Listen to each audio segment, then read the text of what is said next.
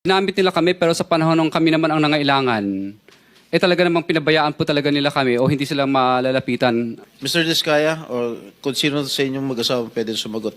Itong bang mga binanggit nyo mga taga DPWH na tumanggap ng 25%, marami ba kayo dito mga hiningan ng tulong? Na mga tinext nyo na humingi kayo ng tulong? Actually po, yung tulong po na tinext ko sa kanila at chinat, yun po yung halaga ng dapat isauli nila sa amin. Opo, na balanse pa po. Iba kasi yung pagkakaintindi ko sa mga text mo ron sa mga ibang pinag-text nyo na messages, wala ka na raw pera sa bangko, na-freeze na raw yung pera nyo sa bangko, kaya nangihiram kayo ng 30 to 40 million pambayad sa abogado. Am I correct? Yes po. O bakit iba yung sinasagot Yes mo po, sa opo. akin? For example po, yung